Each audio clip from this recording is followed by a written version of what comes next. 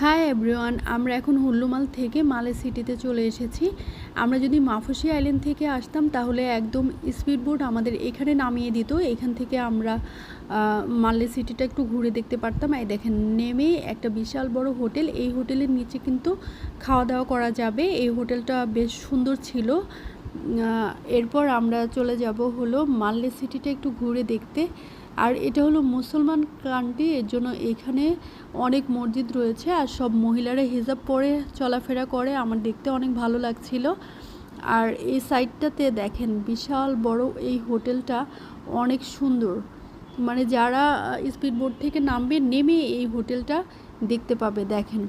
আর যারা হলো ফেরি করে এক জায়গা থেকে আরেক জায়গায় যাবে, ফেরির টিকিট এইখানেই পাওয়া যায়, এখান থেকে টিকিট কাটতে হয়, তারপরে সব জায়গায় যাওয়া যাবে। আর স্পিডবোট এখান থেকেই উঠে যাওয়া যাবে।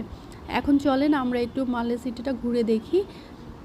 এইটা আরেকটা মসজিদ, অনেক সুন্দর সুন্দর মসজিদ রয়েছে এখানে। আর এইখানে যারা চলাফেরা করে সবাই বাইক দিয়ে চলাফেরা করে। এটা একটা স্কুল, এই স্কুলটা দেখেন, কালারটা রেড কালারের স্কুল, অনেক সুন্দর লাগতেছিল দেখতে।